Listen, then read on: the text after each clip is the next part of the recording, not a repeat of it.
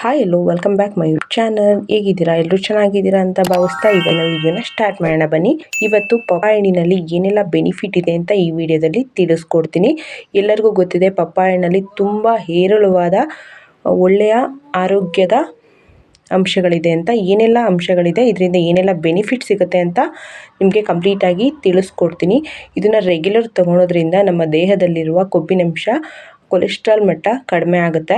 Regular ಇದನ್ನು ಖಾಲಿ ಹೊಟ್ಟೆಗೆ ತೊಗೋಬೇಕು.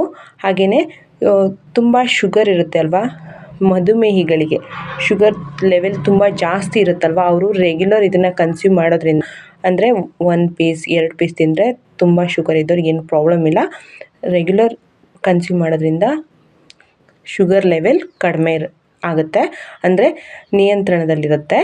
ಹಾಗೆ ಕಣ್ಣಿನ ಆರೋಗ್ಯಕ್ಕೂ ಕೂಡ ಈ ಒಂದು ಪಪ್ಪಾಯ ಹಣ್ಣು ತುಂಬ ಒಳ್ಳೆಯದು. ಇದರಲ್ಲಿ ವಿಟಮಿನ್ ಎ ಇರೋದ್ರಿಂದ ಕಣ್ಣಿನ ಆರೋಗ್ಯಕ್ಕೆ ಕೂಡ ತುಂಬ ಒಳ್ಳೆಯದು. ಹೃದಯ ಸಂಬಂಧಿ ಕಾಯಿಲೆ ಇರುತ್ತಲ್ವ, ಅದನ್ನು ಕೂಡ ಈ ಒಂದು ಪಪ್ಪಾಯ ಹಣ್ಣು ಕಡಿಮೆ ಮಾಡುತ್ತೆ. ಹಾಗೆಯೇ ಹೃದಯ ಸಂಬಂಧಿ ಕಾಯಿಲೆಗಳು ಕೂಡ ದೂರ ಮಾಡುತ್ತೆ ಈ ಒಂದು ಪಪ್ಪಾಯ ಹಣ್ಣು. ಇದರಲ್ಲಿ ಹೇರಳವಾದ ಆರೋಗ್ಯಕರ ಅಂಶ ಇರುತ್ತೆ. ವಿಟಮಿನ್ ಸಿ, ವಿಟಮಿನ್ ಎ ಹೇರಳವಾಗಿ ಇರೋದ್ರಿಂದ ದೇಹದಲ್ಲಿನ ಟಾಕ್ಸಿನ್ ಅನ್ನು ಕೂಡ ತೆಗೆದುಹಾಕುತ್ತೆ.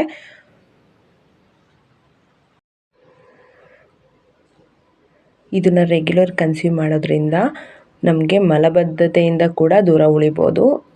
ಈ ಒಂದು ಪಪ್ಪಾಯಲ್ಲಿ ಅಷ್ಟು ಒಳ್ಳೆಯ ಅಂಶಗಳು ಕೂಡ ಇದೆ. ಹಾಗೆಯೇ ನಮಗೆ ಸ್ಕಿನ್, ಹೇರ್ ಎಲ್ಲದಕ್ಕೂ ಕೂಡ ತುಂಬ ಹೆಲ್ಪ್ ಮಾಡುತ್ತೆ ಈ ಒಂದು ಪಪ್ಪಾಯ ಹಣ್ಣು. ಪ್ರಕೃತಿ ಕೊಟ್ಟಿರುವ ವರದಾನ ಅಂತ ಹೇಳಿದ್ರೆ ತಪ್ಪಾಗಲ್ಲ. ಹಾಗೆಯೇ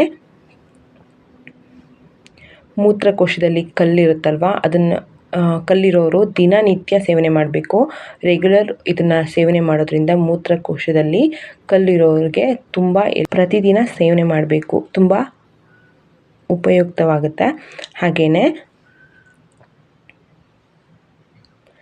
ವಿಟಮಿನ್ ಎ ಅಂಶ ಇದರಲ್ಲಿ ಯಥೇಚ್ಛವಾಗಿರುತ್ತೆ. ಅದಕ್ಕೆ ಕಣ್ಣಿನ ಆರೋಗ್ಯಕ್ಕೆ ಕೂಡ ತುಂಬಾ ಒಳ್ಳೆಯದು. ಮಕ್ಕಳಿಗಾಗಲಿ ದೊಡ್ಡವ್ರಿಗಾಗಲಿ ಈ ಒಂದು ಪಪ್ಪಾಯ ಹಣ್ಣನ್ನು ರೆಗ್ಯುಲರ್ ತಿಂತಾ ಬಂದರೆ ಇದರಿಂದ ತುಂಬ ಒಳ್ಳೆ ಬೆನಿಫಿಟ್ ಇರುತ್ತೆ.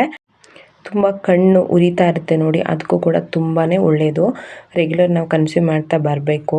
ಸೊ ಹಾಗಾಗಿ ವಿಟಮಿನ್ ಎ ಇರೋದ್ರಿಂದ ಕಣ್ಣಿನ ಆರೋಗ್ಯಕ್ಕೆ ಕೂಡ ಒಳ್ಳೆಯದು. ಹಾಗೆಯೇ ವಿಟಮಿನ್ ಸಿ ಕೂಡ ಇದರಲ್ಲಿ ಯಥೇಚ್ಛವಾಗಿರುತ್ತೆ, ಸ್ಕಿನ್ಗೂ ಕೂಡ ಒಳ್ಳೆಯದು. ಹಾಗೆ ನಮಗೆ ರೋಗ ನಿರೋಧಕ ಶಕ್ತಿಯನ್ನು ಕೂಡ ಹೆಚ್ಚಿಸುತ್ತೆ. ಈಗ ಬಿಳಿ ರಕ್ತ ಕಣ ಕಡಿಮೆ ಆಯಿತು ಅಂದರೆ ಆಲ್ಮೋಸ್ಟ್ ಆಲ್ ಡಾಕ್ಟರ್ಸು ಪಪ್ಪಾಯ ಹಣ್ಣನ್ನು ತಿನ್ನೋದಕ್ಕೆ ಹೇಳ್ತಾರೆ.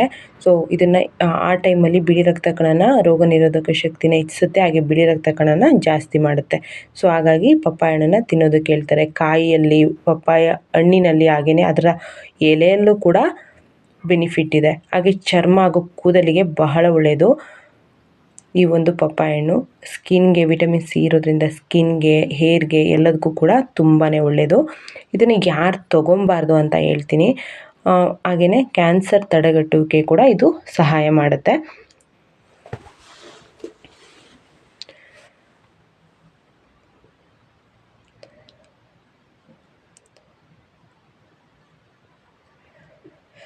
ತುಂಬ ಬಾಡಿ ಕೂಲ್ ಆಗಿರೋರು ಇದು ರೆಗ್ಯುಲರ್ನ ಕನ್ಸ್ಯೂಮ್ ಮಾಡ್ತಾ ಬಂದರೆ ಅವ್ರಿಗೆ ಏನೂ ಪ್ರಾಬ್ಲಮ್ ಇಲ್ಲ. ಆದರೆ ತುಂಬ ಈಟ್ ಬಾಡಿ ಇರುತ್ತಲ್ವ, ಅವರು ಜಾಸ್ತಿ ತಿನ್ನಬಾರ್ದು. 1 ಪೀಸ್ 2 ಪೀಸ್ ತಿಂದರೆ ಏನು ಪ್ರಾಬ್ಲಮ್ ಇಲ್ಲ. ಸ್ವಲ್ಪ ಚೆನ್ನಾಗಿದೆ ಅಂತ ಸ್ವಲ್ಪ ಜಾಸ್ತಿ ತಿಂದರೆ ಈಟ್ ಬಾಡಿ ಇದ್ದವ್ರಿಗೆ ಸ್ವಲ್ಪ ಲೂಸ್ ಮೋಷನ್ ಆಗುವಂಥ ಚಾನ್ಸಸ್ ಇರುತ್ತೆ.